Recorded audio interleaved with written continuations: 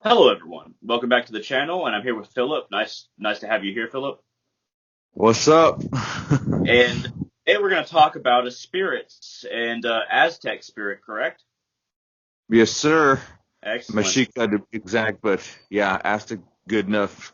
Yeah, there we go. So I was really curious about this being because I haven't really delved into any Native American or Aztec, as far as gods, spirits, how those systems work, how the traditions work. So would you like to give us a kind of a synopsis about what the being that we're going to talk about is and what it either function or what it does or just the nature of that being, that spirit?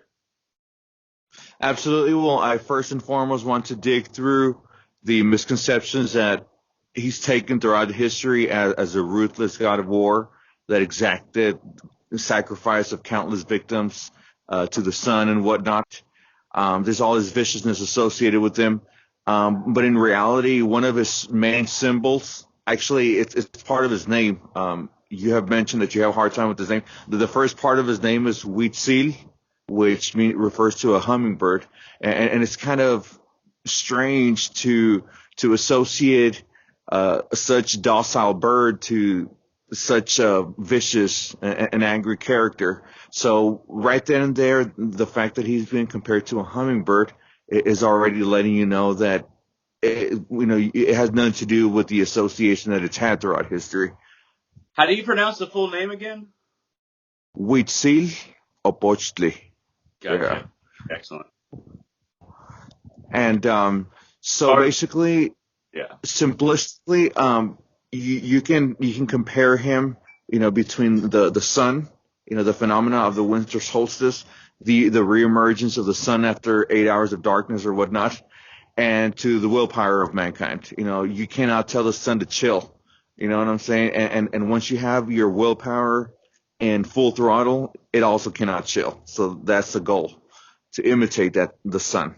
So do you feel like this being has increased your willpower? And it definitely sounds like a solar being. I'm not really sure if we can identify it as solar or lunar based on other systems because I don't know anything about the system that you're walking right now. But would you say it's a positive figure that increases willpower, or is there another side of it that can be very warlike and savage, or is it just is it black and white, or is it a combination of both? It definitely is a combination of both, because he also does. I mean, you're going to attain willpower, however it is that you need to. Whatever shape form it's going to take place, you're going to have to go through with it. Be it negative, I mean, because in reality, what is positive and what is negative, what is positive to some is negative to some, and whatnot. But he definitely is a solar creature, spirit. So yeah, you definitely can tie it in. But I mean, even the sun, even the so-called forces of good have their twin, which is referred to in Mexican cosmology. So you Excellent. know, Yeah, there's that a makes lot a of lot. that. So would you like to describe some of the practices that you do with this being? Is there a way that you particularly connect to this being or allow this being to come into your life? Are there specific I mean, practices to do that? everything's very ascetic. Everything is very based on discipline. Rising early in the morning, to wake up with the sun. I found myself, and it's crazy because I have never been a morning person. I hate the morning, but yet that's one of the things that he's changed within me. The fact that I now aspire waking up in the morning before the sun rises. So everything goes along with the sun, just as the sun is positioning itself, so too am I sort of rendering, homage to him throughout the day. So, as far as practices, he really does not have as much ritualistic aspect as the Scatlipoca, which is kind of like his counterpart. Because there is the four avatars. I guess that's the whole conversation. So the four avatars, that sprang forth after, the creation of the universe, after the God Force went out. There's the four avatars, and two tend to be more on the solar positive side, and two are more on the nocturnal side. The Scatlipoca is more about rituals, it's more about the left hand path, which Huitzilopochtli is more about getting things done. You pretty much honor him through the setting of goals and accomplishing it, and pretty much embodying him. There's a lot of embodiment. Going to the gym is freaking ritual. Your life, pretty much takes on. There's a saying that says, life itself is as true as ritual. So that's pretty I much what love I can that. say. So I guess what path did you come from, and how did you get here? We can talk about that briefly.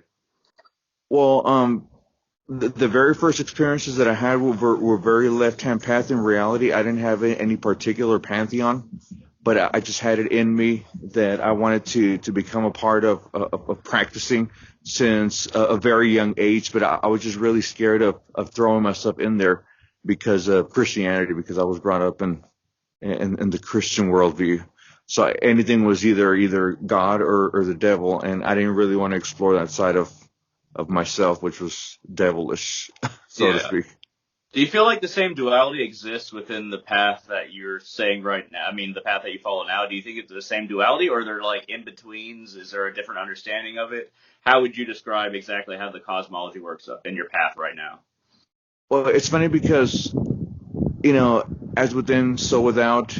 It's the same thing because at the same time that I'm disentangling myself from Christianity, from that, breaking away from that duality that you just mentioned, it's the same that we are going through when we decolonize. Because I mean, we were colonized by Christianity, so it's more of a personal level and it's more of a cultural. So I'm breaking away from the duality and the fact that I really don't want to demonize certain practices and certain aspects of myself. I want to embrace the whole. Only in the middle doth one live. That's yet another Aztec dictum which we have to append to. Quetzalcoatl, the feathered serpent. Feathers are normally more heavenly, more ascended, and then the serpent is usually worldly wisdom, but also very lowly passions. But we're a composite of both.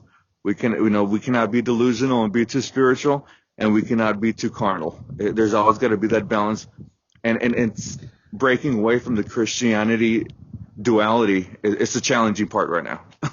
So yeah. I mean, I imagine, man. I mean, that's because you're breaking away from an indoctrination that has existed for so many years within somebody's, people or culture or path. So I imagine you got a lot of pushback when you decided to leave the Catholic Oh, Church or something like that. So is that what happened? oh yeah, and it's just such a big part of you that it takes a lot to actively, get rid of it. Because even once you think that you're out of it, there's still a lot of vestiges within you that are going to keep you appended to the same, ideologies of good and evil, of punishing yourself, of recriminating, yourself for being you, composite of the dualities that you have to embrace, not polarize. Yeah, So that yeah, makes there's still a lot to be done, and even now, there's still a lot of ideologies that I gotta uproot. They come to me in dreams. What I'm saying, the shadow work, I guess. Yeah, getting rid of brainwashing is not very easy. Like it takes time, I imagine. Luckily, I didn't have that experience of brainwashing, but there's also undercurrents of society that seem like that are colonized in ways that are not spiritual or religious, but still have that colonial feel to them. Do you feel like decolonization is not just attuning your spiritual path differently, but also your way of thinking and your societal influence? Yeah, it's everything, even from the way you eat, the approaches you have at life, um, choosing, and I spoke about this with you in a different session. For me, decolonizing has also entailed eliminating certain practices, drugs and alcohol and tobacco, which are part of the colonization process, and a lot of people do not acknowledge those. When people think decolonization, the first thing they want to throw out is religion. Um, Decolonizing one's paradigm for beauty, that, what I'm saying, we see whiteness as the only beauty. But also a lot of practices, because, it's part of the whole ascetic approach of abstaining from certain indulgences, from a life of excess and leisure. But again, you know, as part of the duality, you have to, what I'm saying, still retain some of that, because it's still going to have to serve its purpose. But it's really, decolonizing entails all of the above. That So, makes yeah. Sure. So I think the last thing is, before we end this, maybe you want to describe kind of how the spirit that you're talking about looks, and maybe some of its symbols. Do you have Yeah. do you things you could share about that? Yeah, absolutely. Basically, birds are a strong symbol for him because he represents the heavens, aspiring us being the best we can. He is typically pictured in the codices. There are very few of the remaining representations of him, and he's normally having the hummingbird headdress, and so hummingbird is a strong symbology. Blue skin on himself, which I've spoken to another practitioner who refers to the blue skin as awareness, as consciousness. But in reality, just like any other being of the such, it takes on whatever form, that adapts to your own. And to me, it's the sun. You know what I'm saying? The flame, the inner part, which is blue, that's also what he represents to me personally, because that's the fire within the fire.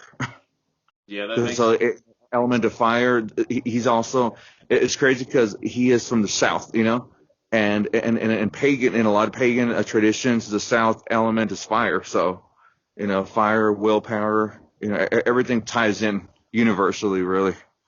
yeah, So I connect him to Apollo as well. yeah, that makes sense because honestly, the south of any country or any continent always seems to be more fire and solar based. Yeah. And that does go across many traditions. Would you like to, before we close off this conversation and I call you back, would you like to give any kind of message regarding this being, or any advice, or maybe a book, or anything that you'd like to give as the last message for this introduction video to the being we're talking about? The closing thoughts. In reality, there's no complete piece of literature that I can refer to. I think a lot of it has been very personal. A lot of it has been actually, even in that, there's a manifestation of discipline, and the fact that you have to go to different sources to piece together actively, something for yourself. So, I think this being ties into a lot of solar deities, which are very masculine in nature, very get things done. And I think the transformation is from the inside out. So, a lot of it is very interpersonal. So, I think it goes volumes and volumes because I've separated it into different concepts and different adaptations. Because at the same time that he is a very masculine deity, he comes from Coatlicue, which is, the earthen mother, and he defends her, and he is constantly coming to her aid, and it is very comparable to earth protectors, those, against the pipelines and whatnot. So even, in consciousness awakening, there is the very aspect of Huitzilopochtli coming to the aid of the mother, which is a planet Earth.